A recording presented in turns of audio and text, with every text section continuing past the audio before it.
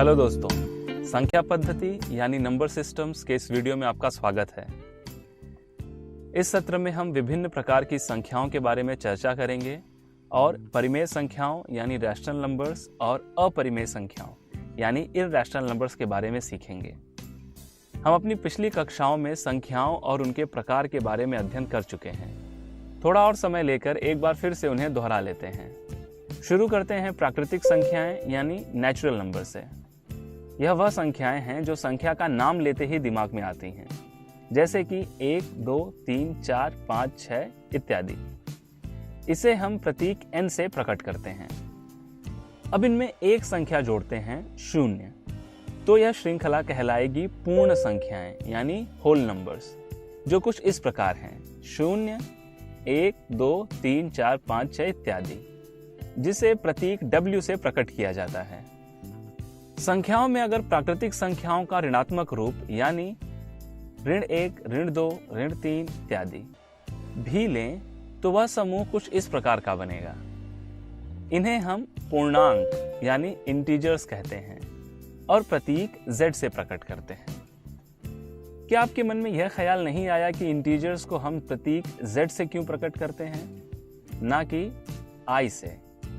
Z German शब्द ज़ेहलिन से लिया गया है, जिसका अर्थ है गिनना, और ज़ेहल इस शब्द का अर्थ है संख्या। हम देख चुके हैं कि इन संख्याओं को संख्या रेखा यानी नंबर लाइन पर कैसे दर्शाते हैं। अब हम बात करते हैं परिमेय संख्याओं की यानी रैशनल नंबर्स। परिमेय संख्याएं वह होती हैं जिसे हम P/Q से दर्शाते हैं, जहां P और Q दोनों पूर्णांक हैं और Q शून्य नहीं है। इसे हम प्रतीक Q से प्रकट करते हैं, जो अंग्रेजी शब्द कोशंट यानी भागफल से लिया गया है। दोस्तों, लेकिन भागफल ही क्यों? क्योंकि P/Q एक भिन्न है जो हमें भागफल देता है। दोस्तों, अगर परिभाषा पर ध्यान दें तो ऐसा क्यों कहा गया है कि Q शून्य नहीं होना चाहिए? और क्या अब तक देखी गई संख्याओं को परिमेय संख्याएं कह सकते हैं? जी हाँ, हम इन सभी संख्याओं को P/Q के रूप में दर्शा सकते हैं, जैसे कि 30 को 30/1, ऋण 5 को ऋण 5/1। यहाँ अंश P तथा हर Q दोनों पूर्णांक हैं, यानी यह सभी संख्याएं परिमेय संख्याएं हैं। दोस्तों, क्या आप बता सकते हैं कि यह सभी भिन्न 3/2, 24/16, 15/10, 30/20 संख्या रेखा पर कहाँ स्थित हैं? यह सभी तुल्य भिन्न हैं और इनका मान 3/2 ही है, जो संख्या रेखा पर यहां स्थित होंगी। यानी हम कह सकते हैं कि परिमेय संख्याओं का P/Q के रूप में अद्वितीय निरूपण नहीं होता है, और इसलिए जब हम P/Q को संख्या रेखा पर दर्शाते हैं तो हम मान लेते हैं कि Q शून्य नहीं है और P और Q का एक से अतिरिक्त अन्य कोई भी उभयनिष्ठ गुणनखंड नहीं है। अर्थात P और Q असहभाज्य संख्याएं यानी को प्राइम नंबर्स हैं। क्या इनके अलावा कोई और भी संख्याएं बची हैं? क्या ऐसी भी संख्याएं हैं जिन्हें हम परिमेय संख्याओं के रूप में नहीं दर्शा सकते? जी हाँ, ऐसी भी अनगिनत संख्याएं हैं जिन्हें हम परिमेय संख्याओं के रूप में नहीं लिख सकते, जैसे कि 2 का वर्गमूल, 3 का वर्गमूल, 5 का वर्गमूल, 15 का वर्गमूल, पाई या 3 का घनमूल, 5 का घनमूल इत्यादि। और ऐसी संख्याओं को हम अपरिमेय संख्याएं यानी इररैशनल नंबर्स कहते हैं, जिन्हें हम प्रतीक Q' से प्रकट करते हैं। दोस्तों, क्या आप सोच रहे हैं कि सभी संख्याओं का वर्गमूल और घनमूल अपरिमेय संख्याएं ही होती हैं? जी नहीं। जैसे कि करनी में 4 जो होता है 2, और 2 एक परिमेय संख्या है, इसलिए करनी में 4 एक परिमेय संख्या है। उसी तरह करनी में 9, करनी में 16, करनी में 25 भी परिमेय संख्याएं ही हैं। और अब घनमूल की बात करें तो 8 का घनमूल होता है 2, जो एक परिमेय संख्या है, इसलिए 8 का घनमूल एक परिमेय संख्या है। उसी तरह 27 का घनमूल, 64 का घनमूल, 125 का घनमूल भी परिमेय संख्याएं ही हैं। जो संख्याएं पूर्ण वर्गमूल यानी परफेक्ट स्क्वायर रूट्स या पूर्ण घनमूल यानी परफेक्ट क्यूब रूट्स होती हैं, वह संख्याएं परिमेय संख्याएं कहलाती हैं। और जिन संख्याओं का उचित या पूर्ण वर्गमूल, घनमूल इत्यादि नहीं होता है, उन्हें हम अपरिमेय संख्याएं कहते हैं। अपरिमेय संख्याओं का पता सबसे पहले ग्रीस के महान गणितज्ञ और पाइथागोरस के अनुयायी क्रोटोन के हिपैक्स ने लगाया था और कहा था कि यह वह संख्याएं हैं जिन्हें पूर्णांकों के अनुपात के रूप में नहीं लिखा जा सकता है। उन्होंने सिद्ध किया था कि कर्णी में 2 यह एक अपरिमेय संख्या है। इसके बाद साइरिन के थियोडोरस ने सिद्ध किया कि कर्णी में 3, 5, 6, 7, 10, 11, 12, 13, 14, 15 और 17 सभी अपरिमेय संख्याएं हैं। परिमेय और अपरिमेय इन दोनों संख्याओं को मिलाकर बनती हैं वास्तविक संख्याएं, यानी रियल नंबर्स, जिन्हें हम प्रतीक R से प्रकट करते हैं। यानी वास्तविक संख्या के अंतर्गत केवल 2 संख्याएं हैं, एक परिमेय और दूसरी अपरिमेय। चूंकि यह सभी संख्याएं वास्तविकता में उपलब्ध हैं, इसलिए इन्हें हम वास्तविक संख्याएं और उस संख्या रेखा को हम वास्तविक संख्या रेखा यानी रियल नंबर लाइन कहते हैं। इस वीडियो में बस इतना ही। इस सत्र में हमने विभिन्न प्रकार की संख्याओं के बारे में चर्चा की और परिमेय संख्याओं यानी रैशनल नंबर्स और अपरिमेय संख्याओं यानी इररेशनल नंबर्स के बारे में सीखा। अब मिलते हैं अगले वीडियो में। धन्यवाद।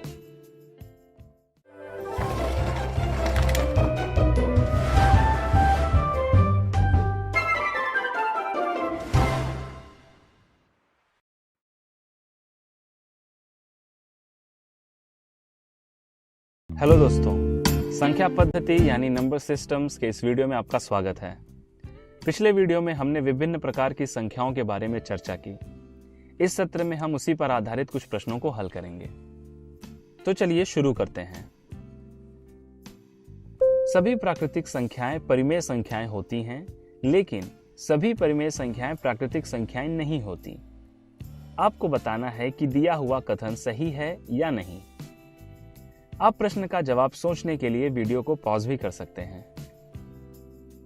सभी प्राकृतिक संख्याओं यानी 1, 2, 3, 4 इत्यादि को हम परिमेय संख्याएं कह सकते हैं, क्योंकि इन्हें भी हम पूर्णांकों के अनुपात के रूप में इस प्रकार लिख सकते हैं: 1/1, 2/1, 3/1, 4/1 इत्यादि। यानी सभी प्राकृतिक संख्याएं परिमेय संख्याएं होती हैं। अब देखना है कि क्या सभी परिमेय संख्याएं प्राकृतिक संख्याएं होती हैं। एक परिमेय संख्या लेते हैं 4/3। क्या यह प्राकृतिक संख्या है? यदि यह 4/3 न होकर 4/2 होता तो उसे हम भाग देकर 4/2 = 2 लिखकर कहते कि यह प्राकृतिक संख्या है। लेकिन 4/3 का सरल रूप है 1.3333 इत्यादि, जो एक प्राकृतिक संख्या नहीं है। यानी यह कथन सही है कि सभी प्राकृतिक संख्याएं परिमेय संख्याएं होती हैं, लेकिन सभी परिमेय संख्याएं प्राकृतिक संख्याएं नहीं होती। सभी विषम संख्याओं के वर्गमूल अपरिमेय संख्याएं होती हैं। बताइए कि यह कथन सही है या गलत। चलिए विषम संख्याएं यानी ऑड नंबर्स लिख लेते हैं: 1, 3, 5, 7, 9, 11, 13, इसी प्रकार 27 तक या उसके भी आगे। अब इनके वर्गमूल लेते हैं तो यह संख्याएं कुछ इस प्रकार होंगी। जहां कर्णी में 1, कर्णी में 9, कर्णी में 25 क्रमशः 1, 3 और 5 होंगे, जो कि प्राकृतिक संख्याएं या कह लें कि परिमेय संख्याएं हैं। वहीं बाकी सभी संख्याएं अपरिमेय संख्याएं हैं। यानी सभी विषम संख्याओं के वर्गमूल अपरिमेय संख्याएं होती हैं। यह कथन गलत है। वास्तविक संख्याओं में से अगर अपरिमेय संख्याओं के समूह को निकाल दिया जाए तो बाकी बची हुई संख्याएं परिमेय संख्याएं होती हैं। बताइए कि यह कथन सही है या गलत। दोस्तों, परिमेय संख्याओं और अपरिमेय संख्याओं को मिलकर बनने वाले समूह को वास्तविक संख्याएं कहते हैं। यानी यह कथन सत्य है। वास्तविक संख्याओं में से अगर अपरिमेय संख्याओं के समूह को निकाल दिया जाए तो बाकी बची हुई संख्याएं परिमेय संख्याएं होती हैं। बताइए कि दी गई संख्याओं में से कौन सी संख्या परिमेय संख्या नहीं है। आप वीडियो पॉज करके अपना उत्तर सोच सकते हैं। यह प्रश्न परिमेय संख्याओं पर है, तो इसे हल करते समय परिमेय संख्या की परिभाषा ध्यान में रखिए। चलिए देखते हैं पहला विकल्प, ऋण 11/3। परिभाषा के अनुसार ऋण 11 और 3 दोनों पूर्णांक हैं और हर शून्य नहीं है, यानी यह एक परिमेय संख्या है। दूसरा विकल्प करनी में 81 वर्गमूल के रूप में है, लेकिन 81 का वर्गमूल 9 होता है जो एक परिमेय संख्या है। तीसरा विकल्प भी वर्गमूल ही है, लेकिन 15 का वर्गमूल एक अपरिमेय संख्या होती है। अब इसी तरह का एक और प्रश्न लेते हैं। दी गई संख्याओं में से कौन सी संख्या या संख्याएं परिमेय संख्याएं हैं? आप उत्तर सोचने के लिए वीडियो पॉज कर सकते हैं। चलिए देखते हैं पहला विकल्प, करनी में 27। दोस्तों, 27 का वर्गमूल कोई पूर्ण संख्या नहीं होती है, इसलिए यह परिमेय संख्या नहीं है। अब अगला विकल्प, ऋण करनी में 25। यहां हम 25 का वर्गमूल निकालकर 5 लिखकर फिर ऋण का चिन्ह लगाएंगे, तब यह होगा ऋण 5, जो एक परिमेय संख्या है। चलिए आगे बढ़ते हैं अगले विकल्प की ओर, 27 का घनमूल। दोस्तों, यहाँ हमें वर्गमूल नहीं बल्कि घनमूल पूछा जा रहा है, और 27 का घनमूल 3 होता है, जो एक परिमेय संख्या है। दोस्तों, घनमूल और वर्गमूल पर ध्यान दें। चलिए अब लेते हैं आखिरी विकल्प, करनी में 8 गुणे करनी में 2। यहाँ 8 का वर्गमूल और 2 का वर्गमूल दोनों ही अपरिमेय संख्याएं हैं, लेकिन इसे हम इस प्रकार भी लिख सकते हैं, करनी में 8 गुणे 2, यानी करनी में 16, जो होगा 4। यह भी एक परिमेय संख्या है। दोस्तों, शायद हमें ज्यादातर विकल्प देखने में अपरिमेय संख्याएं दिखाई दी, लेकिन जब हमने बारीकी से निरीक्षण किया तो केवल एक संख्या अपरिमेय संख्या निकली। तो दोस्तों, इस वीडियो में बस इतना ही। इस सत्र में हमने विभिन्न प्रकार की संख्याओं पर आधारित प्रश्न हल किए। अब मिलते हैं अगले वीडियो में। धन्यवाद।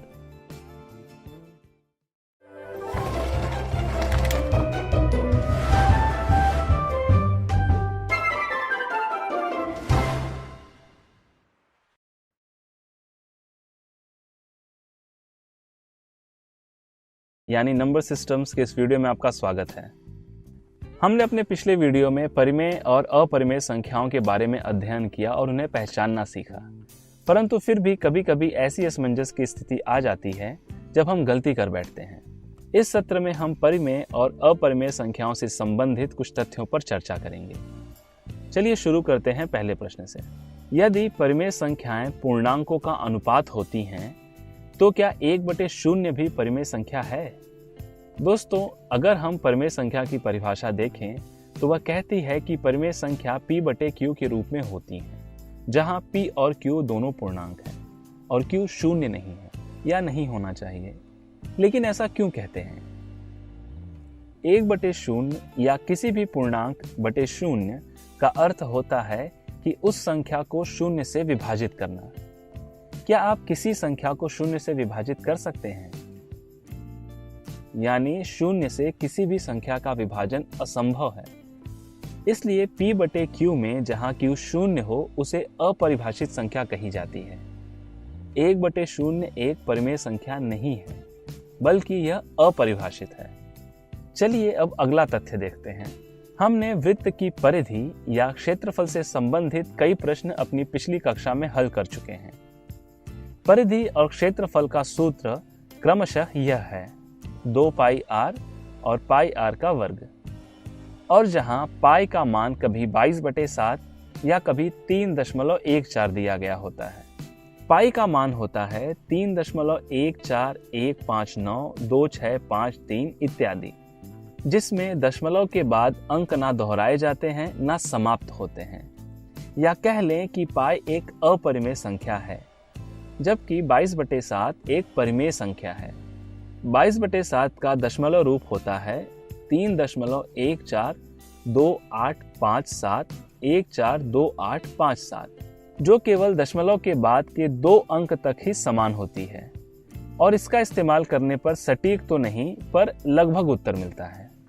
इसका मतलब पाई का मान 22/7 नहीं होता है। पाई एक अपरिमेय संख्या है और 22/7 एक परिमेय संख्या। जैसे हम प्राकृतिक संख्या 5 को 5/1 लिखकर परिमेय संख्या के रूप में दर्शा सकते हैं, क्या वैसे ही करनी में 2 को करनी में 2/1 लिखकर कह सकते हैं कि यह परिमेय संख्या है? आप इसका जवाब सोचने के लिए वीडियो पॉज कर सकते हैं। परिमेय संख्या की परिभाषा के अनुसार p और q दोनों पूर्णांक होना आवश्यक है। q जिसे हमने 1 लिया है वह पूर्णांक है, लेकिन करनी में 2 पूर्णांक नहीं है, इसलिए हम इसे इस प्रकार लिखकर परिमेय संख्या नहीं कह सकते हैं। तो दोस्तों, आज के सत्र में बस इतना ही। इस सत्र में हमने परिमेय और अपरिमेय संख्याओं से संबंधित कुछ तथ्यों पर चर्चा की। मिलते हैं अगले वीडियो में। धन्यवाद।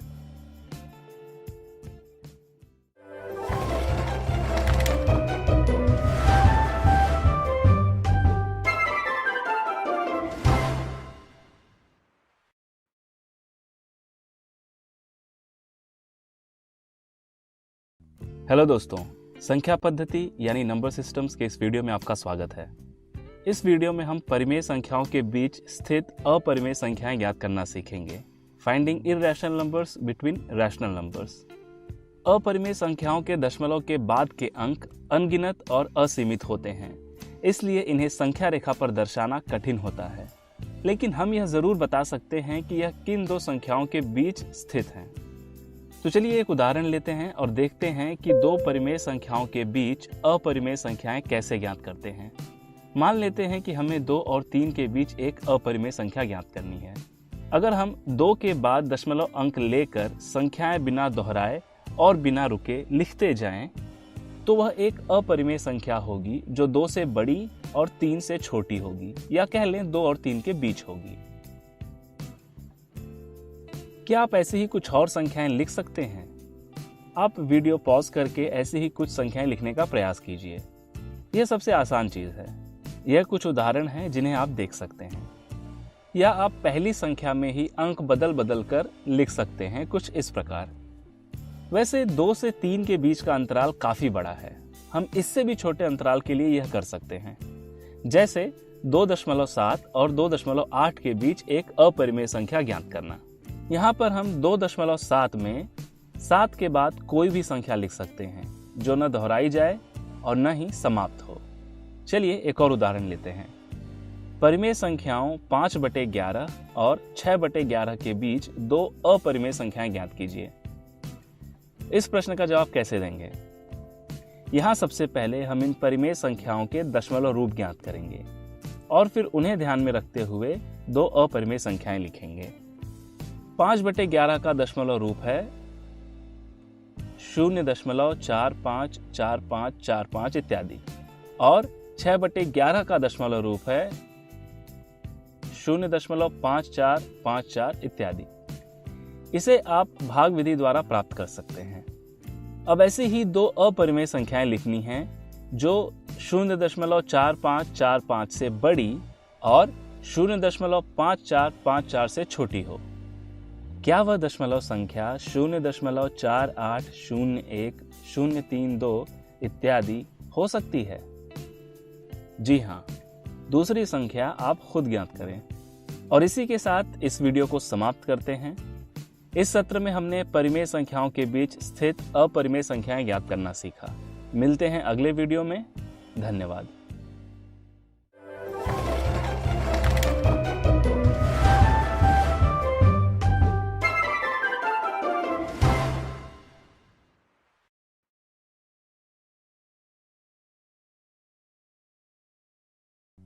हेलो दोस्तों, संख्या पद्धति यानी नंबर सिस्टम्स के इस वीडियो में आपका स्वागत है। पिछले वीडियो में हमने 2 परिमेय संख्याओं के बीच स्थित अपरिमेय संख्याएं ज्ञात करना सीखा। इस वीडियो में हम कुछ और प्रश्नों को हल करेंगे और इस विषय पर अपनी पकड़ और बढ़ाएंगे। तो चलिए पहला प्रश्न लेते हैं। परिमेय संख्याओं 1/4, 2/4 और 3/4 इन सब के बीच एक अपरिमेय संख्याएं ज्ञात कीजिए। सबसे पहले क्या करना है? हम सबसे पहले भाग विधि से इनके दशमलव रूप ज्ञात करेंगे। 1/4 को भाग विधि से हल करने पर हमें मिला 0.25। क्या आप 2/4 और 3/4 को भी भाग विधि से हल करेंगे? वह भी कर सकते हैं, लेकिन 2/4 और 3/4 को हम 2 कोष्ठक में 1/4 और 3 कोष्ठक में 1/4 भी लिख सकते हैं। यानी 1/4 के मिले हुए दशमलव रूप 0.25 में एक बार 2 से और एक बार 3 से गुणा करके हम बाकी के भी दशमलव संख्याएं प्राप्त कर सकते हैं, जो होंगी 0.50 और 0.75। अब हमें 0.25 और 0.50 के बीच एक अपरिमेय संख्या ज्ञात करनी है और 0.50 और 0.75 के बीच 1। यह काफी आसान है, दोनों संख्याओं के बीच काफी अंतर है। आप 0.3 या 0.6 से शुरू करते हुए अपरिमेय संख्याएं लिख सकते हैं, कुछ इस प्रकार। अब लेते हैं अगला प्रश्न। 11/13 और 12/13 के बीच 2 अपरिमेय संख्याएं ज्ञात कीजिए। इस प्रश्न का जवाब कैसे देंगे? यहां सबसे पहले इन परिमेय संख्याओं के दशमलव रूप लिखेंगे और फिर उसके अनुसार हम 2 अपरिमेय संख्याएं लिखेंगे। 11/13 का दशमलव रूप है 0.846153 846153 और इसी तरह आगे। और 12/13 का दशमलव रूप है 0.923076 923076 इत्यादि। अब हम क्या करेंगे? क्या हम 0.8 के बाद कोई भी संख्या ले सकते हैं? नहीं, हमें 8 के बाद दूसरी संख्या ऐसी लेनी होगी जो 4 से बड़ी है। तो हम 8 के बाद सीधे 5 या उससे बड़ी संख्या लिखकर एक अपरिमेय संख्या ज्ञात कर सकते हैं, क्योंकि अगली संख्या इससे काफी बड़ी है।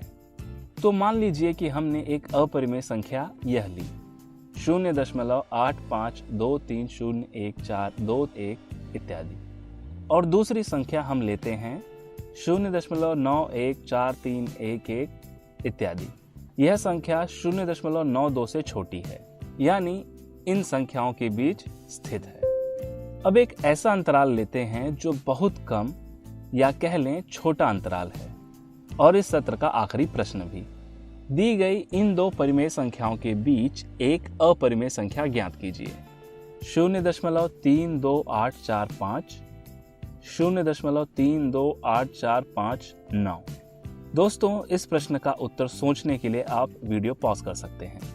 यहाँ पर हमें यह ध्यान देना होगा कि यह दोनों संख्याएं दशमलव के 5 अंक तक समान हैं, यानी यहाँ हमें अपरिमेय संख्या दशमलव के 5 अंक तक वही रखने होंगे, यानी 0.32845।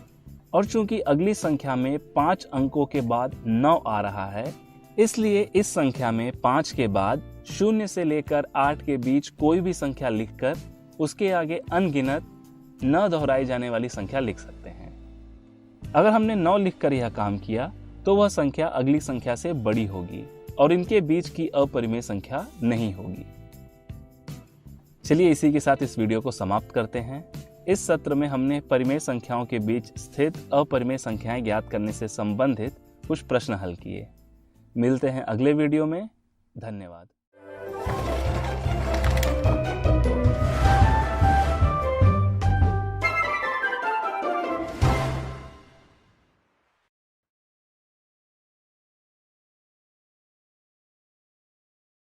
संख्या पद्धति यानी नंबर सिस्टम्स के इस वीडियो में आपका स्वागत है। पिछले वीडियो में हमने 2 परिमेय संख्याओं के बीच अपरिमेय संख्याएं ज्ञात करना सीखा। आज हम उसी से संबंधित कुछ और तथ्यों पर चर्चा करेंगे। चलिए शुरू करते हैं। बताइए कि दी गई दशमलव संख्याओं में से कौन सी अपरिमेय संख्या परिमेय संख्या 2.21 और 2.23 के बीच स्थित है। उत्तर काफी आसान है, आप वीडियो पॉज करके इसका उत्तर सोच सकते हैं। सबसे पहला विकल्प इन दोनों संख्याओं के बीच स्थित है, लेकिन वह अपरिमेय नहीं बल्कि परिमेय संख्या है। दूसरा विकल्प एक अपरिमेय संख्या है और देखने में लग रहा है कि यह इन दोनों संख्याओं के बीच में है, अगर हम केवल दशमलव के दाहिनी ओर देखें तो। और अगर हम अपना ध्यान दशमलव के बाईं ओर ले जाएं तो वहां 1 है, यानी यह इनके बीच स्थित नहीं है। और अब बचा हुआ विकल्प है सी, जो एक अपरिमेय संख्या है और इन दोनों परिमेय संख्याओं के बीच स्थित है। तो दोस्तों, उत्तर देने से पहले प्रश्न अच्छे से पढ़ें और उत्तर चुनते समय हर एक विकल्प पर पूरा ध्यान दें। इसी के साथ इस वीडियो को समाप्त करते हैं। इस सत्र में हमने परिमेय संख्याओं के बीच स्थित अपरिमेय संख्याएं ज्ञात करने से संबंधित कुछ और तथ्यों पर चर्चा की। मिलते हैं अगले वीडियो में।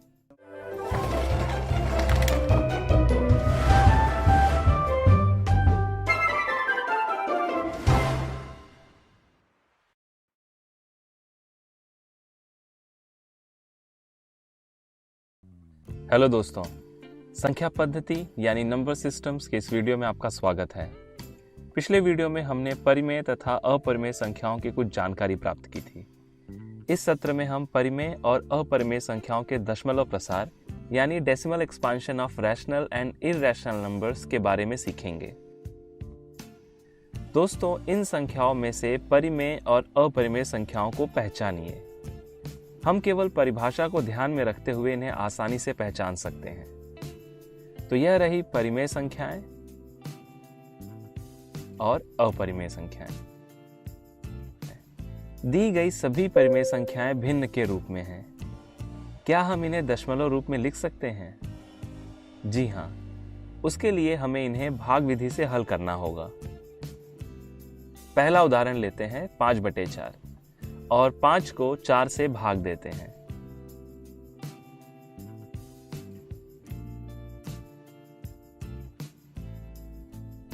हमें मिला 1.25। इस उदाहरण में कुछ चरणों के बाद शेषफल 0 हो जाता है और भागफल में दशमलव प्रसार का अंत हो जाता है। इसलिए इस दशमलव प्रसार को शांत दशमलव कहते हैं, टर्मिनेटिंग। अब लेते हैं अगला उदाहरण 10/9। यहाँ 10 को 9 से भाग देने पर शेषफल 0 न होकर उसमें 1 की पुनरावृत्ति हो रही है और उसी तरह भागफल में भी 1 की पुनरावृत्ति हो रही है और उसका दशमलव प्रसार कुछ इस प्रकार मिल रहा है, 1.111 और इसी तरह आगे भी। आप इसे ध्यान से देखें तो यह कभी न खत्म होने वाली प्रक्रिया है। ऐसे दशमलव प्रसार जहाँ शेषफल और भागफल दोनों में पुनरावृत्ति हो रही हो तो उसे हम अनवसानी आवर्ती यानी नॉन टर्मिनेटिंग रिकरिंग कहते हैं। हम इसे इस तरह भी लिख सकते हैं। यहाँ ऊपर लगाया गया दंड अंकों के उस खंड को प्रकट करता है जिसकी पुनरावृत्ति होती है। यदि हम तीसरे उदाहरण को देखें 1/27,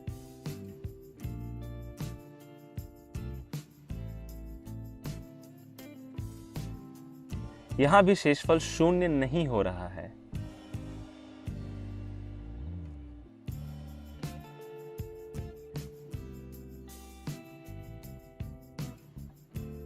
इस भाग को ध्यान से देखें तो तीसरे चरण के बाद हमें फिर वही शेषफल मिल रहा है। इसे और आगे हल करें तो फिर से यह 3 चरणों तक दोहराए जा रहे हैं। और अब अगर भागफल को देखें तो जैसे शेषफल में पुनरावृत्ति हो रही है वैसे ही भागफल में दशमलव के बाद 037 इस खंड की पुनरावृत्ति हो रही है। तो क्या हम इस दशमलव प्रसार को भी अनवसानी आवर्ती यानी नॉन टर्मिनेटिंग रिकरिंग कह सकते हैं? जी हाँ, और इसे हम इस प्रकार लिखेंगे 0.037 बार। दोस्तों, क्या आप बता सकते हैं कि उदाहरण 2 और 3 में क्या अंतर है? उदाहरण 2 में केवल एक ही संख्या की पुनरावृत्ति हो रही है, लेकिन उदाहरण 3 में खंड की पुनरावृत्ति हो रही है। हमारे लिए गए तीनों उदाहरणों की तुलना करें तो हम यह कह सकते हैं कि परिमेय संख्याओं के दशमलव प्रसार में कुछ चरणों के बाद शेषफल या तो 0 हो जाता है या स्वयं की पुनरावृत्ति प्रारंभ कर देता है। शेषों की पुनरावृत्ति श्रृंखला में प्रविष्टियों की संख्या भाजक से कम होती है। जैसे कि उदाहरण 2 में 1 की पुनरावृत्ति हो रही है और भाजक 9 है।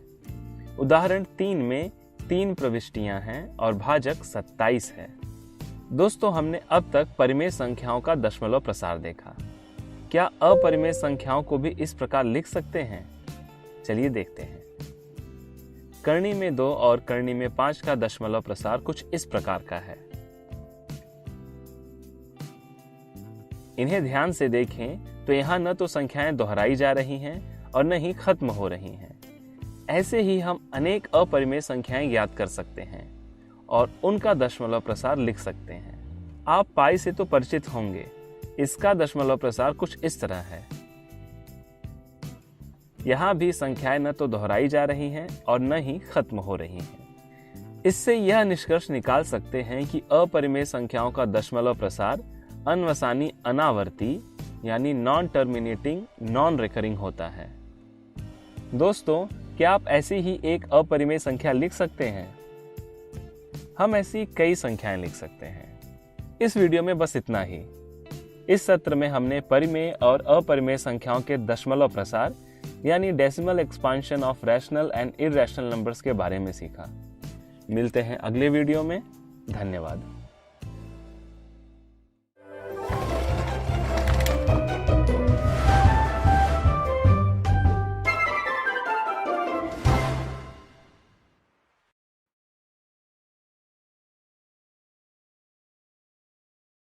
संख्या पद्धति यानी नंबर सिस्टम्स के इस वीडियो में आपका स्वागत है।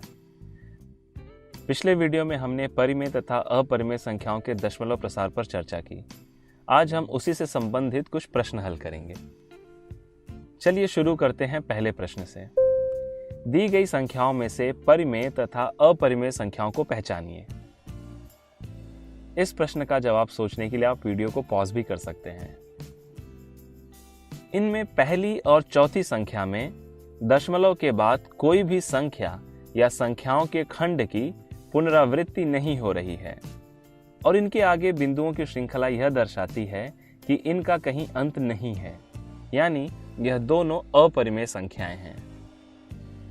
दूसरी संख्या में 5 के ऊपर लगा हुआ दंड यह दर्शाता है कि यहाँ 5 की पुनरावृत्ति हो रही है और तीसरी संख्या में दशमलव के बाद 8, 4, 7 इस खंड की पुनरावृत्ति हो रही है।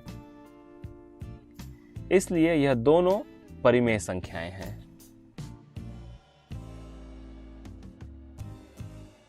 चलिए यह प्रश्न देखते हैं। भिन्नों का दशमलव रूप लिखिए और बताइए कि प्रत्येक का दशमलव प्रसार किस प्रकार का है। पहला भिन्न 48/100। इसे हम इस तरह लिखते हैं और अब इसे विस्तृत विभाजन विधि से हल करते हैं।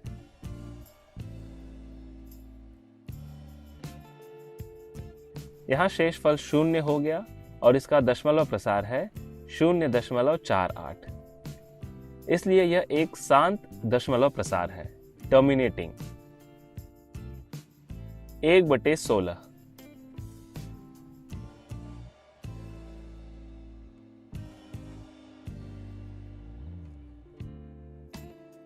इसे भी हल करने पर शेषफल 0 मिल रहा है। इसका दशमलव प्रसार 0.0625 है। इसलिए यह भी एक शांत दशमलव प्रसार है। दोस्तों, तीसरा भिन्न थोड़ा अलग दिखाई दे रहा है। 3 से ही 1/6। 6 का गुणा 3 में करके 1 जोड़ेंगे तो वह हो जाएगा 19/6।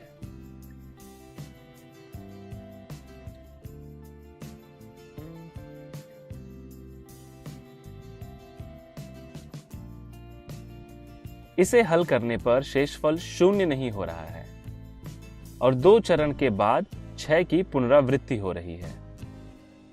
दशमलव प्रसार 3.1666 मिल रहा है। इसलिए यह प्रसार अनवसानी आवर्ती यानी नॉन टर्मिनेटिंग रेकरिंग है। दोस्तों, 29/99 इसे हल करने पर भी शेषफल 0 नहीं हो रहा है।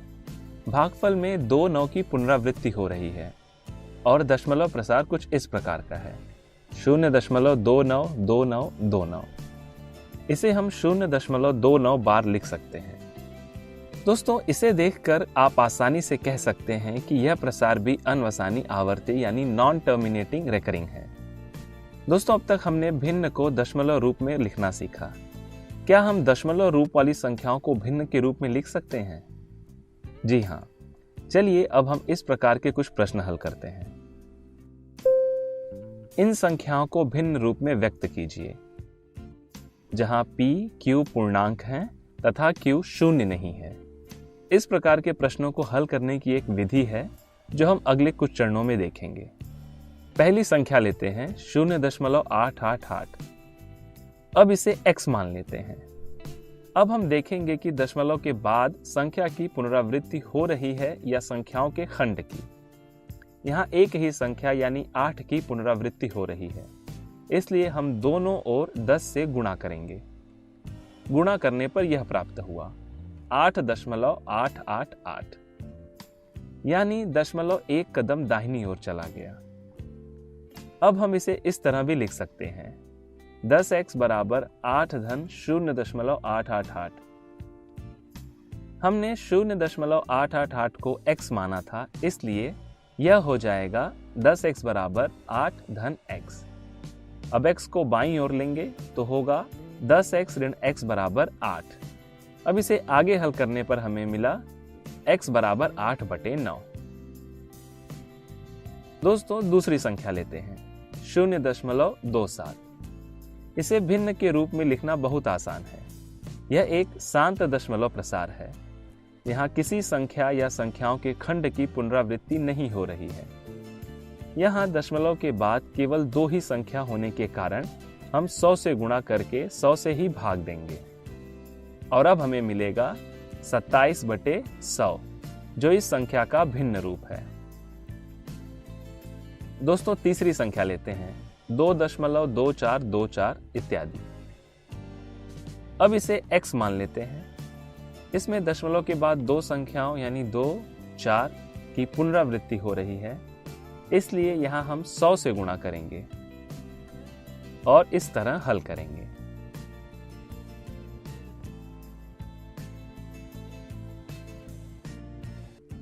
हमें मिला 222/99। दोस्तों आज के वीडियो में बस इतना ही। इस सत्र में हमने परिमेय तथा अपरिमेय संख्याओं के दशमलव प्रसार से संबंधित कुछ प्रश्न हल किए। मिलते हैं अगले वीडियो में इसी से संबंधित कुछ तथ्यों के साथ। धन्यवाद।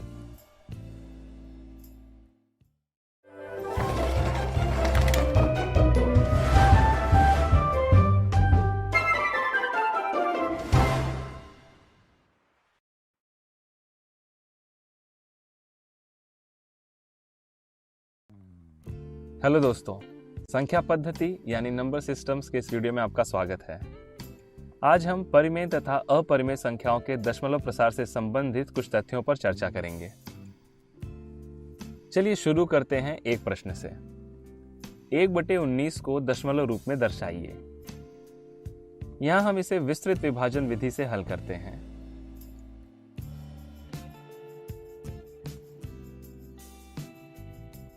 दोस्तों आप भागफल को देखिए। हमें यहां अभी तक कोई संख्या या संख्याओं की पुनरावृत्ति का खंड प्राप्त नहीं हुआ है, तो क्या यह अपरिमेय संख्या है? चलिए इसे अभी और आगे तक हल करते हैं। अब भागफल को ध्यान से देखिए। इसमें 18 संख्याओं के बाद संख्याओं की पुनरावृत्ति प्राप्त हो रही है। इसे इस तरह भी लिख सकते हैं। इसे देखकर हम कह सकते हैं कि यदि ऐसी कोई भी संख्या जिसे आप हल कर रहे हो और आपको कई अंकों तक किसी संख्या या खंड की पुनरावृत्ति प्राप्त नहीं हुई है, तो यह सोचना गलत होगा कि कहीं संख्याओं की पुनरावृत्ति होगी ही नहीं। इस संख्या को हम 1/19 यानी p/q के रूप में लिख पा रहे हैं, इसलिए यह एक परिमेय संख्या है। इसमें कहीं न कहीं संख्या या खंड की पुनरावृत्ति अवश्य प्राप्त होगी। सभी भिन्न परिमेय संख्याएं होते हैं। दोस्तों क्या यह कथन सही है? इस प्रश्न का जवाब सोचने के लिए आप वीडियो को पॉज भी कर सकते हैं। π/2 एक भिन्न है। चूंकि पाई एक अपरिमेय संख्या है, तो उसका भिन्न भी एक अपरिमेय संख्या ही होगा। आप ऐसा अवश्य कह सकते हैं कि सभी परिमेय संख्याएं भिन्न हो सकती हैं, लेकिन सभी भिन्न परिमेय संख्याएं नहीं होते। तो दोस्तों आज के सत्र में बस इतना ही। इस सत्र में हमने परिमेय और अपरिमेय संख्याओं के दशमलव प्रसार से संबंधित कुछ तथ्यों पर चर्चा की। मिलते हैं अगले वीडियो में। धन्यवाद।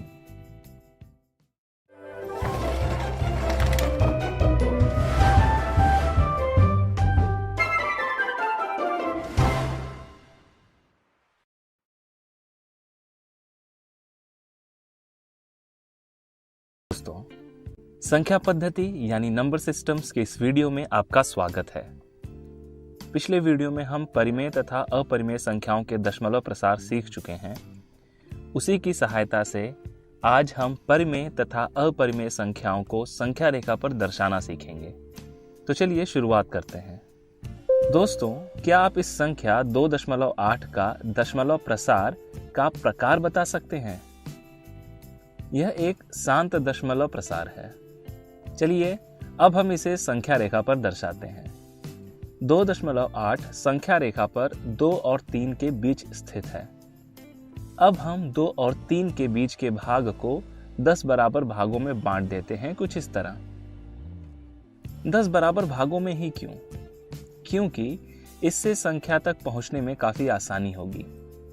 इसमें पहला चिन्ह 2.1 दर्शाता है, दूसरा 2.2, इसी तरह यह आखिरी 2.9 और संख्या 2.8 यहां स्थित है। चलिए एक और उदाहरण लेते हैं। संख्या 4.2333 को संख्या रेखा पर दर्शाइए। यहाँ दशमलव प्रसार अनवसानी आवर्ती है। हम इसे संख्या रेखा पर किस प्रकार दर्शाएंगे? चलिए देखते हैं। दोस्तों, हम जानते हैं कि यह संख्या रेखा पर 4 और 5 के बीच स्थित है। यह काफी बड़ा भाग है। इस संख्या को उसके सही स्थान पर दर्शाना कठिन होगा। तो चलिए इसे भी 10 बराबर भागों में बांटते हैं। अब यह संख्या 4.2 और 4.3 के बीच स्थित होगी। दोस्तों, क्या हम इस संख्या को संख्या रेखा पर सही से स्थापित कर पा रहे हैं? दशमलव के बाद हम अब तक केवल एक स्थान तक पहुंचे हैं, लेकिन यहाँ 3 की पुनरावृत्ति हो रही है। तो चलिए इस भाग को और बड़ा करते हैं और फिर से 10 बराबर भागों में बांटते हैं। अब यहाँ देख सकते हैं कि यह संख्या 4.23 और 4.24 के बीच स्थित है। दोस्तों, इस संख्या के निरूपण की शुद्धता बढ़ाने के लिए 4.23 और 4.24 के बीच के इस भाग को भी 10 बराबर भागों में बांट सकते हैं। तो अब यह संख्या 4.233 और 4.234 के बीच स्थित है। इस प्रक्रिया पर आप ध्यान दीजिए। जैसे जैसे हम संख्याओं के बीच आगे बढ़ते जा रहे हैं, वैसे ही हम 4.233 के अधिकाधिक समीप आते जा रहे हैं। तो हम यह कह सकते हैं कि भले ही इस संख्या को पूर्णतः संख्या रेखा पर नहीं दर्शा सकते हैं, लेकिन इसके अधिकाधिक समीपतम मान को संख्या रेखा पर दर्शा सकते हैं।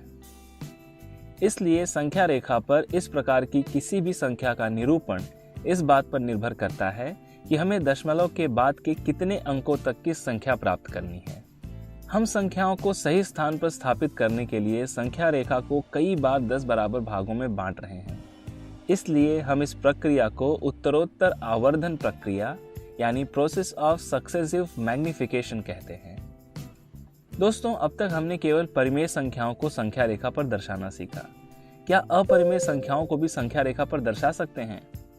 हम जानते हैं कि अपरिमेय संख्याओं का दशमलव प्रसार अनवसानी अनावर्ती होता है। तो क्या हम इन्हें भी उत्तरोत्तर आवर्धन प्रक्रिया यानी प्रोसेस ऑफ सक्सेसिव मैग्निफिकेशन का इस्तेमाल करके संख्या रेखा पर दर्शा सकते हैं? जी हाँ, चलिए एक उदाहरण देखते हैं। इस अपरिमेय संख्या 4.10024500611 इत्यादि को संख्या रेखा पर दर्शाइए।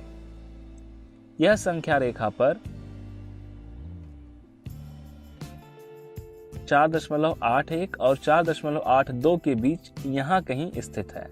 दोस्तों, यहाँ दशमलव के बाद नहीं संख्याएं दोहराई जा रही हैं और ना ही रुक रही हैं, इसलिए इसका भी हम सटीक मान नहीं, समीपतम मान ही दर्शा सकते हैं।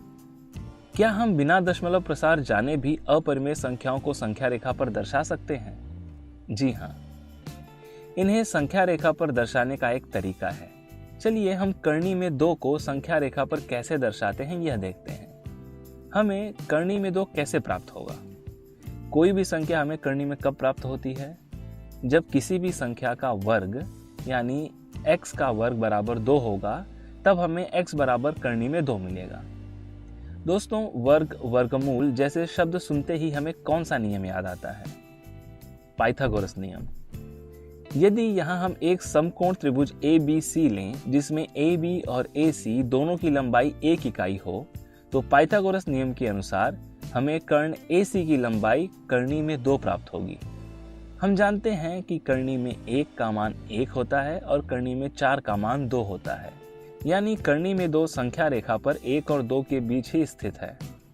इसलिए यदि हम करनी में 2 को संख्या रेखा पर दर्शाएं तो त्रिभुज ABC को कुछ इस प्रकार बनाना होगा कि बिंदु A 0 और बिंदु B संख्या 1 पर स्थित हो और बिंदु B से 1 इकाई का लंब खींचेंगे। अब भुजा AC की लंबाई जो कि करनी में 2 है, प्रकार से माप कर बिंदु A पर रखकर संख्या रेखा पर एक चाप खींचने पर बिंदु E प्राप्त होगा जो करनी में 2 के संगत है। तो दोस्तों, इस सत्र में बस इतना ही। आज हमने परिमेय तथा अपरिमेय संख्याओं को संख्या रेखा पर दर्शाना सीखा। अगले वीडियो में हम इस पर कुछ प्रश्न हल करते हुए विस्तार से चर्चा करेंगे। धन्यवाद।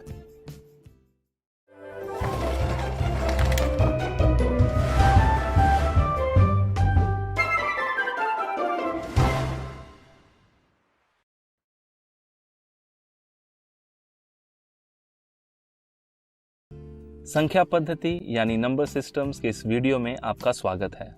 पिछले वीडियो में हम परिमेय तथा अपरिमेय संख्याओं को संख्या रेखा पर दर्शाना सीख चुके हैं। आज हम उसी से संबंधित कुछ प्रश्न हल करेंगे। तो चलिए शुरू करते हैं पहले प्रश्न से। दी गई संख्याओं को संख्या रेखा पर दर्शाइए। पहली संख्या ऋण 6.421, यह एक शांत दशमलव है। दोस्तों, ऋण का चिन्ह देखकर घबराएं नहीं। यह संख्या रेखा पर ऋण 6 और ऋण 7 के बीच स्थित है। हम उत्तरोत्तर आवर्धन प्रक्रिया यानी प्रोसेस ऑफ सक्सेसिव मैग्निफिकेशन का उपयोग कर संख्या रेखा पर इसे कुछ इस प्रकार दर्शाएंगे। और अब यह ऋण 6.42 और ऋण 6.43 के बीच स्थित है।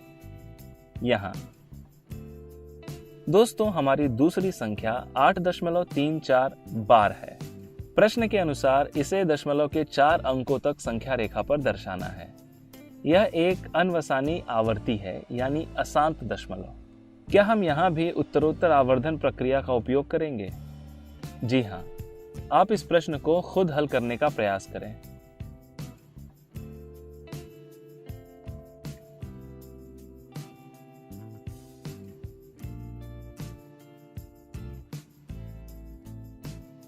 यह संख्या 8.3434 और 8.3435 के बीच स्थित होगी। दोस्तों, चलिए एक और प्रश्न हल करते हैं। क्या आप करनी में 3 और करनी में 5 को संख्या रेखा पर दर्शा सकते हैं? पिछले वीडियो में हमने करनी में 2 को संख्या रेखा पर दर्शाना सीखा था। चलिए उसी की सहायता लेते हुए करनी में 3 और करनी में 5 को यानी √3 और √5 को संख्या रेखा पर दर्शाते हैं। यहाँ बिंदु E करनी में 2 के संगत है। यहाँ रेखा AC पर एक लंब यानी परपेंडिकुलर खींचिए और प्रकार में 1 इकाई लंबाई मापकर बिंदु C से लंब पर एक चाप खींचिए जो उसे F पर काटता हो। और अब केंद्र बिंदु A और F को मिलाने वाली एक रेखा खींचिए। यहाँ ध्यान दीजिए, हमें एक समकोण त्रिभुज ACF मिला जिसमें AC की लंबाई करनी में 2 है और CF की लंबाई 1 है। पाइथागोरस का नियम का उपयोग करने पर हमें AF करनी में 3 मिला। प्रकार में AF की लंबाई मापकर संख्या रेखा पर एक चाप खींचिए जो उसे बिंदु G पर काटता है और यही बिंदु करनी में 3 के संगत है यानी उससे मेल खाता है। दोस्तों, करनी में 4 को भी हम इस प्रक्रिया द्वारा दर्शा सकते हैं।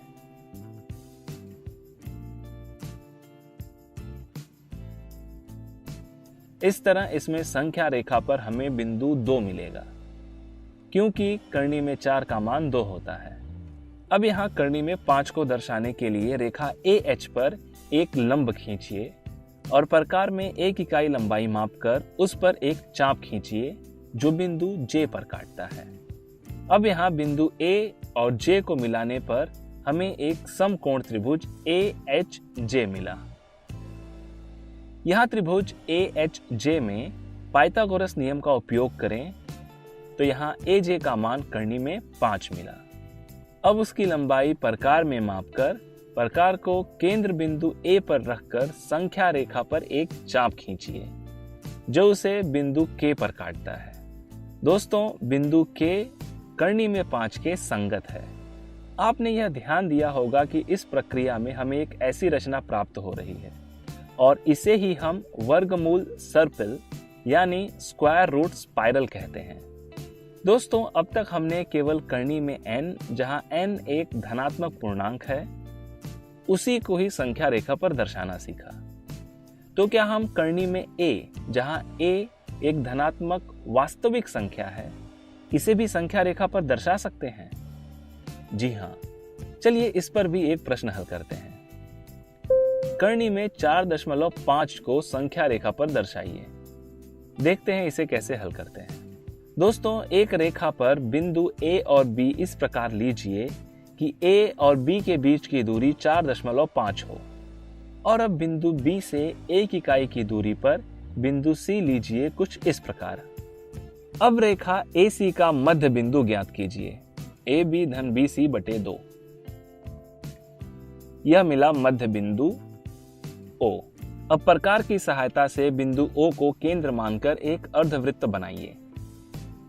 रेखा AC पर एक लंब खींचिए जो बिंदु B से होकर अर्धवृत्त को बिंदु D पर प्रतिच्छेदित करती हो। दोस्तों, यहाँ O और D को मिलाने पर हमें एक समकोण त्रिभुज OBD मिला। हमें पता है कि AB की लंबाई 4.5 और OA की लंबाई 2.75 है। OB की लंबाई 1.75 होगी।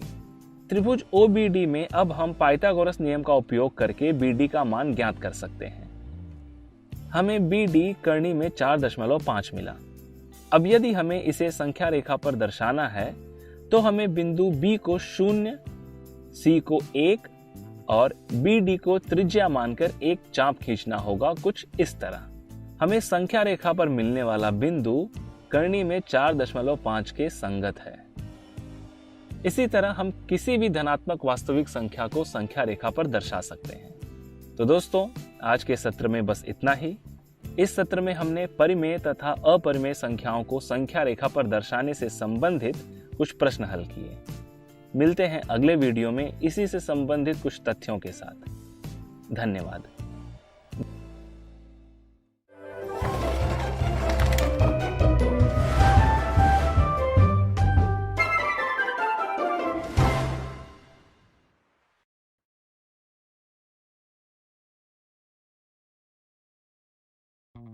हेलो दोस्तों, संख्या पद्धति यानी नंबर सिस्टम्स के इस वीडियो में आपका स्वागत है।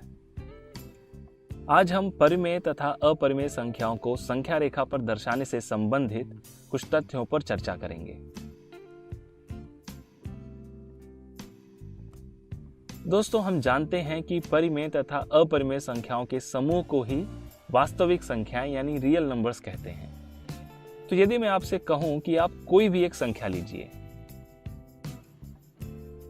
दोस्तों, मैं भले ही ऐसा नहीं कह सकता हूं कि आपके द्वारा सोची गई संख्या प्राकृतिक संख्या ही होगी या पूर्णांक होगी या फिर कोई भी दशमलव संख्या या भिन्न, लेकिन मैं यह अवश्य कह सकता हूं कि आपने एक वास्तविक संख्या ही सोची होगी।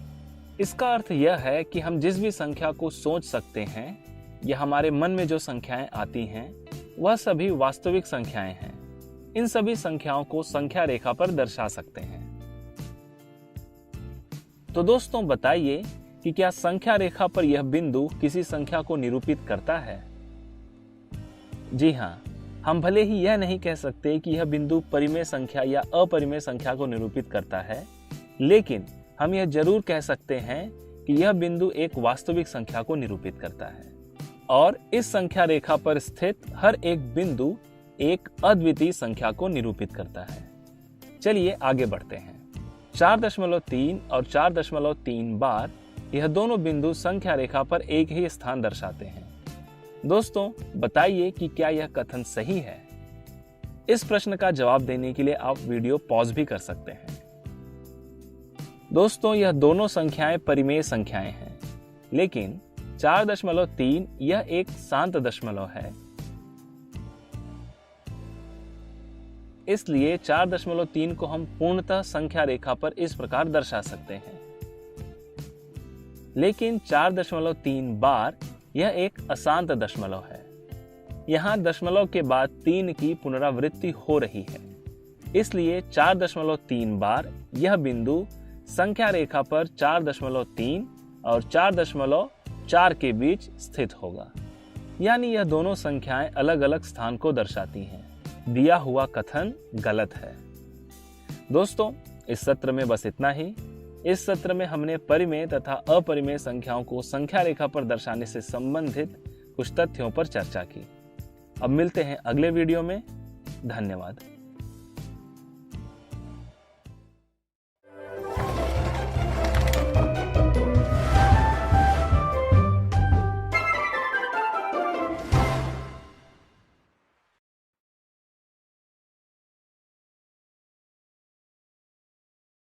हेलो दोस्तों, संख्या पद्धति यानी नंबर सिस्टम्स के इस वीडियो में आपका स्वागत है। पिछले वीडियो में हमने कुछ सर्व समीकाओं के बारे में अध्ययन किया। आज हम उन्हीं सर्व समीकाओं का इस्तेमाल कर हर का परिमेयकरण यानी रैशनलाइजिंग द डिनोमिनेटर सीखेंगे। तो चलिए मेरे एक प्रश्न का जवाब दीजिए। संख्या 1.231 को 2 से भाग देना आसान है या 2 को 1.231 से? आप वीडियो पॉज करके भाग देकर देख सकते हैं कि कौन सा भाग आसान है। 2 से भाग देने के लिए हमें बस 2 का पहाड़ा पढ़ना है। 2 ही नहीं बल्कि किसी भी पूर्ण संख्या 5, 12, 35, 6 इन सब से भाग देना आसान है। वैसे ही जब हम किसी भी संख्या को 1.231 से या किसी भी दशमलव अंक से भाग देते हैं तो उसका पहाड़ा पढ़ना या उसके गुणनफल ज्ञात करना एक बहुत ही कठिन काम होगा। दोस्तों, यहाँ 1.231 और 2 दोनों ही एक परिमेय संख्या है। मान लीजिए कि यहाँ अगर हर के स्थान पर कोई अपरिमेय संख्या होती, जैसे 1 को करनी में 3 से भाग देना होता, तो यह कार्य कितना कठिन होता। लेकिन अगर 1/करनी में 3 में करनी में 3 से गुणा और भाग दें तो वह कुछ ऐसा दिखेगा, करनी में 3/3। और हम देख चुके हैं कि इस प्रकार के भाग को हल करना काफी आसान होता है। अगर आप सोच रहे हैं कि करनी में 3 से गुणा और भाग करके हमने भिन्न का मान बदल दिया है, तो इस बात का ध्यान रखें कि करनी में 3/करनी में 3 का मान 1 होता है और किसी भी संख्या में 1 से गुणा करने पर फिर वही संख्या प्राप्त होती है। यानी इस भिन्न का मान बदला नहीं है। तो दोस्तों, अब तक हमने क्या सीखा? हमने सीखा कि यदि किसी भी भिन्न में हर एक अपरिमेय संख्या है तो उस प्रकार के भाग को हल करना अधिक कठिन होता है। लेकिन अगर हम हर को परिमेय संख्या में बदल दें तो वही भाग हल करना आसान हो जाता है। और किसी भी भिन्न के हर को अपरिमेय से परिमेय संख्या में बदलने की प्रक्रिया को हर का परिमेयकरण कहते हैं। चलिए एक उदाहरण देख लेते हैं। 3/करनी में 7 इस भिन्न के हर का परिमेयकरण करें। यहाँ हम अंश तथा हर में करनी में 7 से गुणा करेंगे तो हमें मिलेगा 3 करनी में 7/7, यानी हर अब परिमेय संख्या में बदल चुका है। दोस्तों, इस वीडियो में बस इतना ही। आज हमने भिन्न के हर के परिमेयकरण पर चर्चा की। मिलते हैं अगले वीडियो में। धन्यवाद।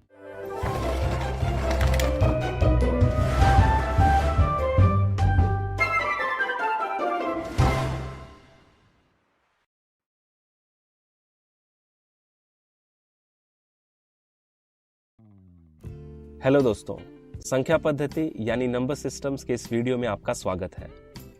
पिछले वीडियो में हमने भिन्न के हर के परिमेयकरण यानी रैशनलाइजिंग द डिनोमिनेटर पर चर्चा की। आज उसी विषय पर आधारित कुछ प्रश्न हल करेंगे। तो चलिए शुरू करते हैं। दिए गए भिन्नों के हरों का परिमेयकरण कीजिए। दोस्तों, हमें बस यह ध्यान रखना है कि हर में ऐसी किस संख्या का गुणा करें कि हर अपरिमेय से परिमेय में बदल जाए।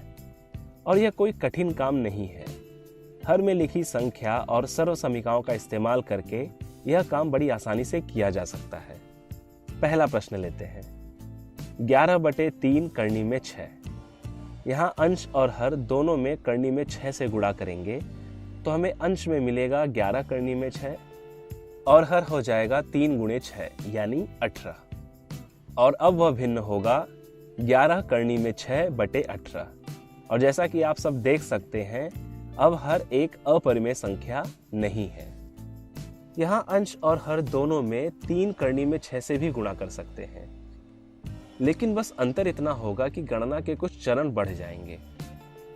चलिए बढ़ते हैं अगले प्रश्न की ओर। 1 बटे करनी में 2 धन 3। यहाँ पर हम अंश और हर में करनी में 2 ऋण 3 से गुणा करेंगे, जो इस सर्व समीका के अंतर्गत आता है। यहाँ पर अंश में 1 से गुणा होकर फिर वही संख्या मिलेगी और हर हो जाएगा करनी में 2 का वर्ग ऋण 3 का वर्ग। 2 ऋण 9 बराबर ऋण 7। यानी अपरिमेयकरण के बाद वह संख्या होगी करनी में 2 ऋण 3 बटे ऋण 7। इसे हम इस प्रकार भी लिख सकते हैं। अब बढ़ते हैं अगले प्रश्न की ओर। 7 बटे 8 ऋण 5 करनी में 3। यह प्रश्न भले ही देखने में पिछले प्रश्न से अलग हो, लेकिन यहाँ भी हम उसी सर्व समीका का इस्तेमाल करेंगे और अंश तथा हर को 8 धन 5 करनी में 3 से गुणा करेंगे। दोस्तों, हमें बस इस बात पर ध्यान देना है कि अगर हर a धन करनी में b के रूप में है तो a ऋण करनी में b से गुणा करेंगे, और अगर a ऋण करनी में b के रूप में है तो a धन करनी में b से। यहाँ अंश में 7 का गुणा इन दोनों संख्याओं से होगा। 7 गुणे 8 धन 7 गुणे 5 करनी में 3, और हमें मिलेगा 56 धन 35 करनी में 3, और हर में मिलेगा 8 का वर्ग ऋण 5 का वर्ग गुणे 3, जो होगा 64 ऋण 25 गुणे 3, यानी 64 ऋण 75, जो होगा ऋण 11। तो यहाँ हर का परिमेयकरण हुआ और अब भिन्न है 56 धन 35 करनी में 3 बटे ऋण 11। इसे हम इस तरह भी लिख सकते हैं। और अब लेते हैं आखिरी प्रश्न। करनी में 2 बटे करनी में 5 ऋण करनी में 2। दोस्तों, अब तक के प्रश्नों में हमारे अंश में परिमेय संख्या ही थी। यहाँ पर एक अपरिमेय संख्या है, लेकिन उससे हमें फर्क नहीं पड़ेगा, क्योंकि हमें केवल हर की ओर ध्यान देना है। और यहाँ हर किस रूप में है? करनी में a ऋण करनी में b। अब आप बताइए कि यहाँ हम किस सर्व समीका का उपयोग करेंगे? जी हाँ, यहाँ हम उपयोग करेंगे इस सर्व समीका का। करनी में a धन करनी में b गुणे करनी में a ऋण करनी में b, जो होगा a ऋण b। आप वीडियो पॉज करके इसे हल करने की कोशिश कीजिए। इस प्रश्न का जवाब कुछ इस प्रकार मिलेगा।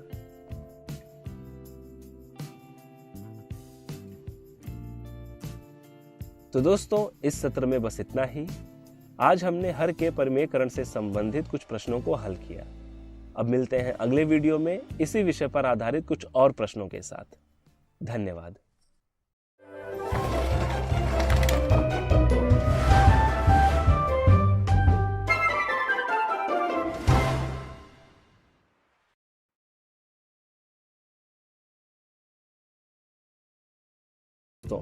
संख्या पद्धति यानी नंबर सिस्टम्स के इस वीडियो में आपका स्वागत है। हमने भिन्न के हर के परिमेयकरण पर आधारित कुछ प्रश्नों को हल किया। आज हम उसी के कुछ तथ्यों पर चर्चा करेंगे। तो चलिए शुरू करते हैं। दिए गए भिन्नों के हरों का परिमेयकरण कीजिए।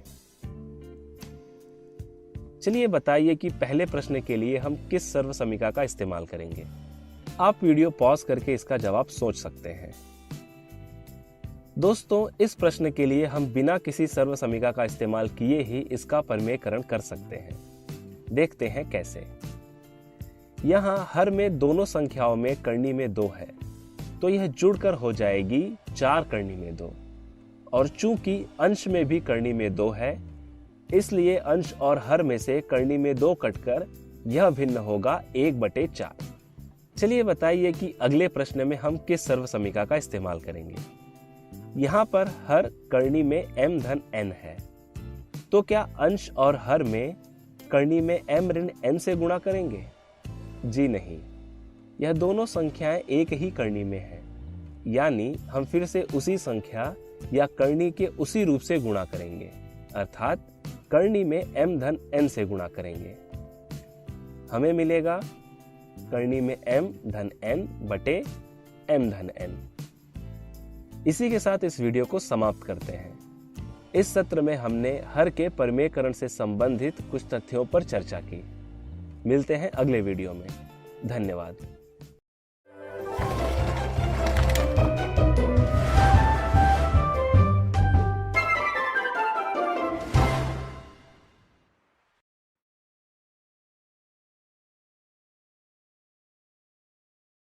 हेलो दोस्तों, संख्या पद्धति यानी नंबर सिस्टम्स के इस वीडियो में आपका स्वागत है।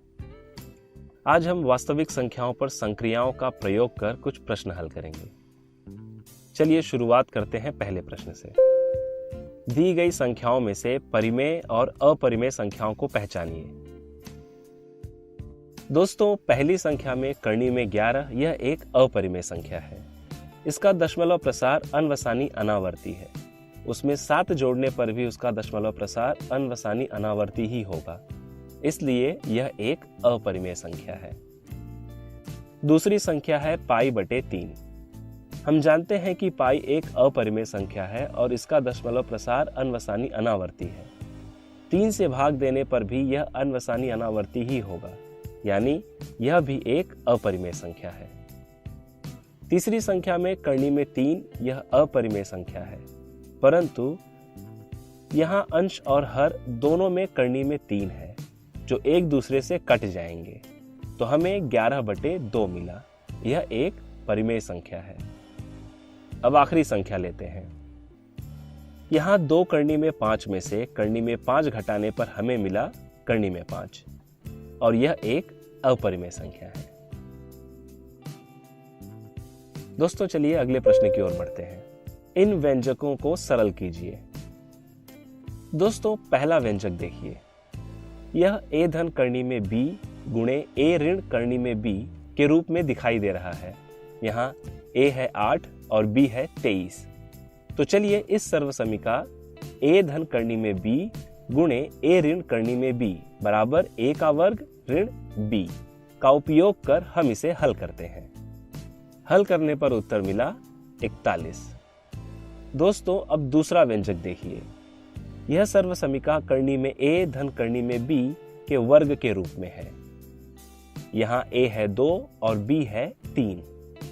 इस सर्वसमीका का उपयोग कर हम इसे आसानी से हल कर सकते हैं। अब लेते हैं अगला व्यंजक। 6 धन कर्ण में 5 गुणे 2 धन कर्ण में 3। इस व्यंजक में हम सर्वसमीका कर्ण में a धन कर्ण में b गुणे कर्ण में c धन कर्ण में d बराबर कर्ण में ac धन कर्ण में ad धन कर्ण में bc धन कर्ण में bd का उपयोग करेंगे। यहाँ a है 6, b है 5, c है 2 और d है 3। यह बहुत आसान है। आप वीडियो पॉज करके इसे खुद हल करने का प्रयास करें और देखें कि आपको यही उत्तर प्राप्त हो रहा है या नहीं। अब लेते हैं आखिरी व्यंजक।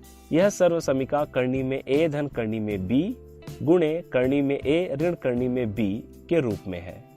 इसे आप खुद हल करें। तो दोस्तों, आज के सत्र में बस इतना ही। इस सत्र में हमने वास्तविक संख्याओं पर संक्रियाओं का प्रयोग कर कुछ प्रश्न हल किए। मिलते हैं अगले वीडियो में इसी से संबंधित कुछ तथ्यों के साथ। धन्यवाद।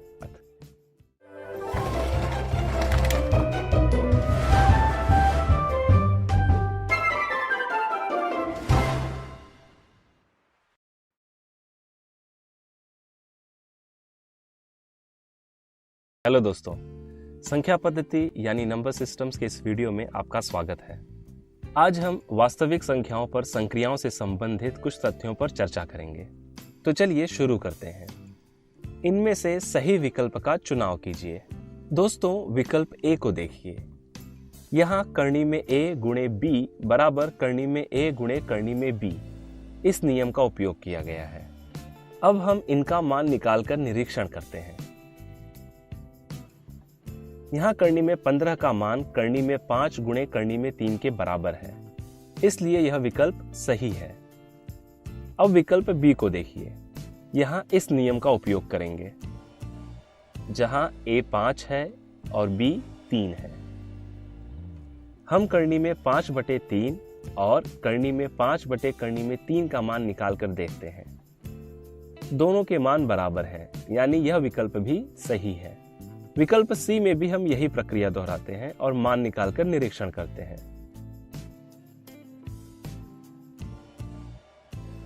आप देख सकते हैं कि करनी में 8 का मान करनी में 5 धन करनी में 3 के मान के बराबर नहीं है, इसलिए यह विकल्प गलत है। अब चौथे और आखिरी विकल्प को देखिए। यहां भी करनी में 2 का मान करनी में 5 ऋण करनी में 3 के मान के बराबर नहीं है, यानी यह विकल्प भी गलत है। वास्तविक संख्याएं जोड़, घटाना, गुणा और भाग इन सभी संक्रियाओं के सापेक्ष संवृत होती हैं। दोस्तों, क्या यह कथन सत्य है? हम परिमेय और अपरिमेय संख्याओं के लिए संवृत गुणधर्म पढ़ चुके हैं। चलिए अब वास्तविक संख्याओं के संवृत गुणधर्म को कुछ उदाहरणों से समझते हैं। यह रही 2 वास्तविक संख्याएं और इन्हें जोड़ने पर मिली संख्या भी वास्तविक संख्या है। इस तरह से 2 वास्तविक संख्याओं को घटाने और गुणा करने पर भी हमें वास्तविक संख्या ही मिल रही है। चलिए अब भाग देकर देखते हैं। 2 और 6 दोनों वास्तविक संख्याएं हैं। भाग देने पर मिली संख्या 1/3 भी वास्तविक संख्या ही है। दोस्तों, यदि हम 2 के स्थान पर 0 लें और उसे 6 से भाग दें तो हमें 0 मिलेगा, जो कि एक वास्तविक संख्या ही है। लेकिन यदि हम 6 के स्थान पर 0 लें और 2 को 0 से भाग दें तो हमें मिली यह संख्या अपरिभाषित है, यानी यहां हमें वास्तविक संख्या नहीं मिली। तो क्या दिया हुआ कथन सही है? आप इस पर विचार कीजिए और अपने उत्तर की पुष्टि कीजिए। इस सत्र में हमने वास्तविक संख्याओं पर संक्रियाओं से संबंधित कुछ तथ्यों पर चर्चा की। मिलते हैं अगले वीडियो में। धन्यवाद।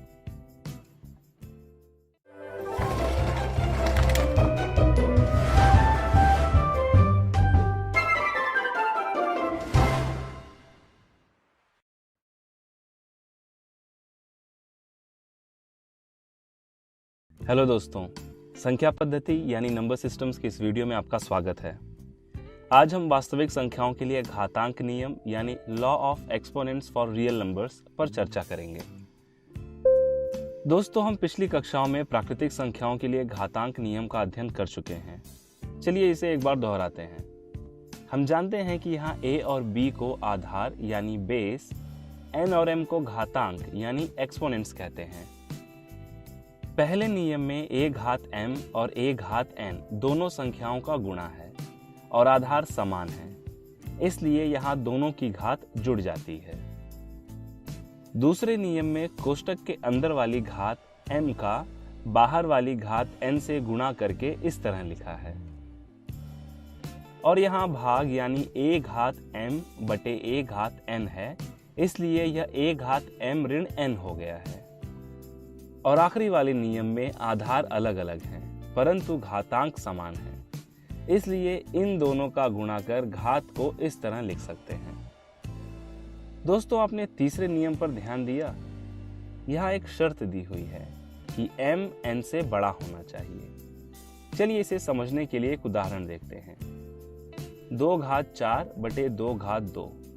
यहाँ m का मान 4 है और n का मान 2, यानी m n से बड़ा है। यदि यहाँ इस नियम का उपयोग करें तो हम इसे 2 घात 4 ऋण 2 इस तरह लिखेंगे। हमें यहाँ 2 घात 2 मिला, यानी घात में एक धनात्मक संख्या मिली। दोस्तों, क्या आप अंदाजा लगा सकते हैं कि m n से छोटा हुआ तो क्या होगा? चलिए देखते हैं। यदि इसी उदाहरण में 4 के स्थान पर 0 हुआ तो m n से छोटा हो जाएगा। यहाँ 2 की घात ऋण 2 मिली, यानी घात में एक ऋणात्मक संख्या मिली। हम जानते हैं कि a की घात 0 1 के बराबर होती है।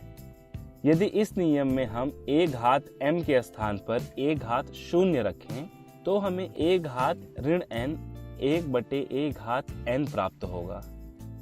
अब हम ऋणात्मक घातों के लिए भी इन नियमों का उपयोग कर सकते हैं। चलिए कुछ उदाहरण देखते हैं। हम पहले नियम का उपयोग करें तो इसे 2 घात ऋण 4 धन ऋण 2 यानी 2 घात ऋण 6 इस तरह लिख सकते हैं। दूसरे उदाहरण में हम दूसरे नियम का उपयोग करेंगे। इसमें m 2 है और n ऋण 4, इसलिए हम दोनों घातों का गुणा कर इसे 2 घाते ऋण 8 इस तरह लिखेंगे। और इसमें हमने तीसरे नियम का उपयोग किया तो यहाँ 2 घाते ऋण 6 मिला। इस उदाहरण में हमने इस नियम का उपयोग कर 2 का 3 से गुणा किया और इसे इस तरह लिखा। यदि हमारे पास इस तरह की संख्याएं यानी आधार वास्तविक संख्या और घातांक परिमेय संख्या हो तो क्या हम यहाँ भी इन नियमों का प्रयोग कर सकते हैं? चलिए इसे समझते हैं। दोस्तों, यदि कोई संख्या वर्गमूल यानी इस तरह करनी में 2 दी हो तो इसका अर्थ है कि उसके घात में 1/2 है। और घनमूल यानी इस तरह करनी में दिया हो तो इसे 2 घात 1/3 इस तरह भी लिख सकते हैं। और इसी तरह यदि n करनी में a हुआ तो यहाँ हम यह कह सकते हैं कि a की घात में 1/n है। दोस्तों ध्यान दें, यहाँ a एक धनात्मक वास्तविक संख्या है। घातांकों की भाषा में हम इसे इस तरह परिभाषित करते हैं। अब आप इस संख्या को देखिए, 9 घात 3/2। हम इसे 2 विधियों से लिख सकते हैं। पहली विधि में इसके घात में 3/2 है, यानी कोष्ठक में 9 की घात 1/2 फिर पूरे की घात में 3। 9 की घात में 1/2 यानी 9 का वर्गमूल, यह 3 होगा, फिर 3 की घात 3। अब हमें 27 मिला। और दूसरी विधि में पहले आधार का घन करेंगे, फिर पूरे की घात में 1/2, तो 9 का घन होगा 729 और इसकी घात 1/2 यानी करनी में 729 बराबर होगा 27 के। यदि किसी वास्तविक संख्या की घात भिन्न के रूप में है और यदि उसी भिन्न को और सरल किया जा सकता है तो गणना को आसान करने के लिए उस भिन्न को उसके सरलतम रूप में लिखना चाहिए। जैसे कि इस उदाहरण में तो हम 6/9 को 3 से भाग देंगे और हमें मिला 2/3। इन सभी तथ्यों को देखते हुए हम कह सकते हैं कि यदि a एक धनात्मक वास्तविक संख्या है तथा m और n ऐसी पूर्णांक हैं जिनका 1 के अतिरिक्त कोई भी उभयनिष्ठ गुणनखंड नहीं है और n 0 से बड़ा है, तब a की घात m/n को हम कोष्ठक में n करनी में a पूरे की घात m या फिर n करनी में a की घात m इस तरह भी लिख सकते हैं। अब हम विस्तृत घातांक नियम को इस तरह परिभाषित कर सकते हैं। यदि a एक धनात्मक वास्तविक संख्या है और p और q परिमेय संख्याएं हैं तो यह नियम कुछ इस तरह होंगे। यहाँ नियमों में कोई परिवर्तन नहीं हो रहा है, यानी यह उसी प्रकार लागू किए जाएंगे जिस प्रकार हम प्राकृतिक संख्याओं के लिए करते हैं। दोस्तों, इस सत्र में बस इतना ही। आज हमने वास्तविक संख्याओं के लिए घातांक नियम यानी law of exponents for real numbers पर चर्चा की। मिलते हैं अगले वीडियो में। धन्यवाद।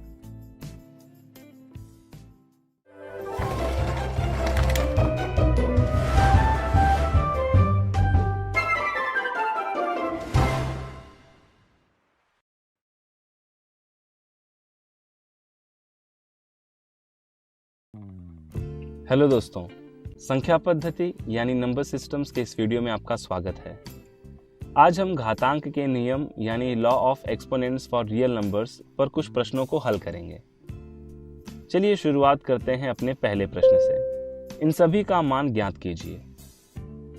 दोस्तों, पहली संख्या में 1.96 घात 1/2 है, यानी यहाँ हमें 1.96 का वर्गमूल ज्ञात करना है। इसे हम इस तरह करनी में लिखेंगे। पिछली कक्षा में हम दशमलव संख्याओं का वर्गमूल ज्ञात करना सीख चुके हैं। हम इसे इस तरह हल करेंगे। यह रहा इसका वर्गमूल 1.4।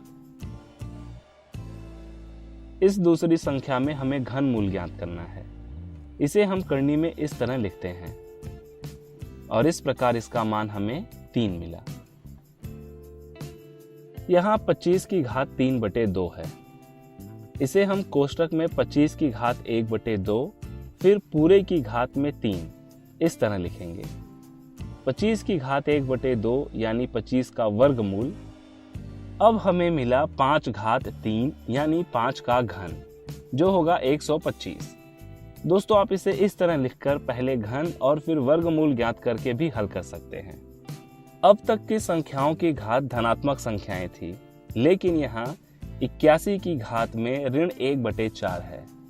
हम इसे इस तरह लिख सकते हैं 81 घात 1/4 यानी 81 का चौथा मूल। इसे इस तरह लिखेंगे और अब हमें 3 की घात ऋण 1 मिला। इसे इस तरह भी लिख सकते हैं। दोस्तों, हम इसे घातांक नियम का उपयोग कर इस तरह भी सरल कर सकते हैं। दोनों ही जगह हमें उत्तर मिलेगा 1/3। तो चलिए हम दूसरे प्रश्न में घातांक नियमों का उपयोग कर कुछ प्रश्नों को सरल करते हैं। इसे देखिए, इसमें आधार समान है और घातांक अलग अलग है। यहाँ हम घातांक के इस नियम का उपयोग करेंगे। यहाँ a है 1.6, p है 5/2 और q 3/2। अब इसे 1.6 घात 5/2 धन 3/2 लिखेंगे। हमें मिला 1.6 घात 8/2।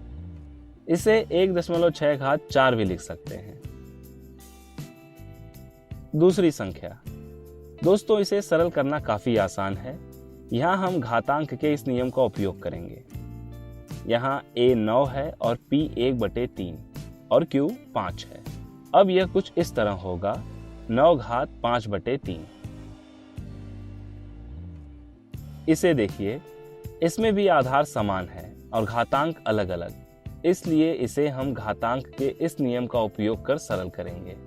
तो अब इसे 5 घाते 1/2 ऋण 3/5 लिख सकते हैं और 1/2 में से 3/5 को घटाने पर हमें मिला ऋण 1/10। तो अंत में 5 घात 1/2 बटे 5 घात 3/5 को हम 5 घात ऋण 1/10 भी लिख सकते हैं।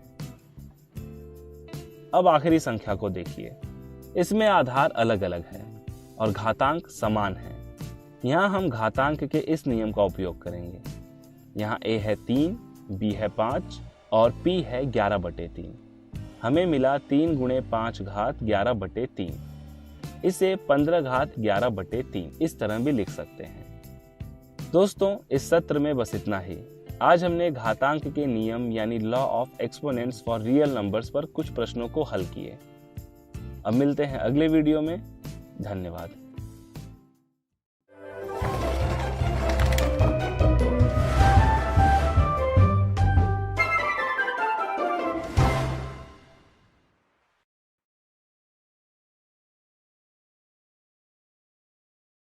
दोस्तों, संख्या पद्धति यानी नंबर सिस्टम्स के इस वीडियो में आपका स्वागत है।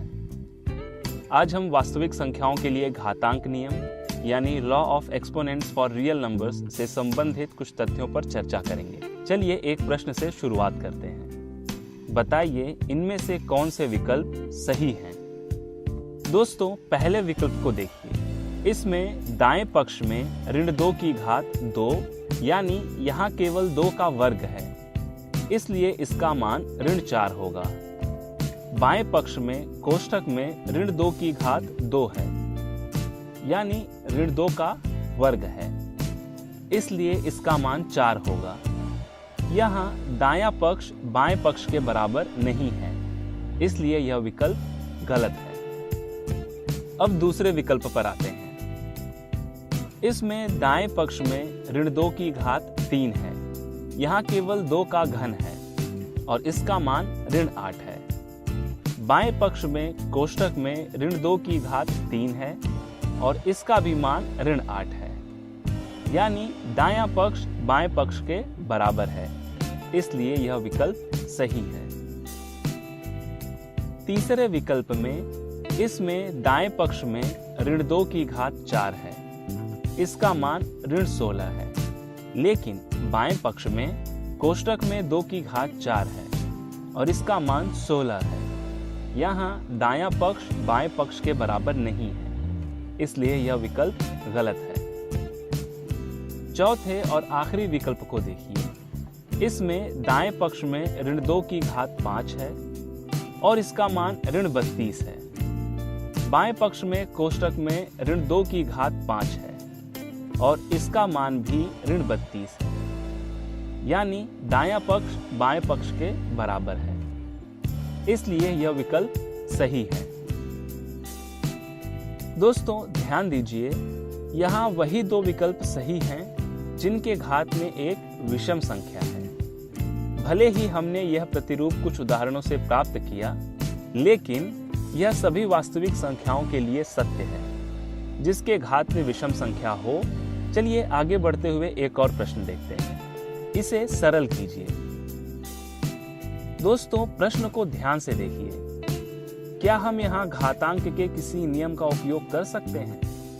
यदि आप सोच रहे हैं कि यहाँ हम घातांक के इस नियम का उपयोग करेंगे तो यह गलत है। यदि प्रश्न में यहाँ गुणा का चिन्ह होता तो हम इसमें इस नियम का उपयोग कर सकते थे।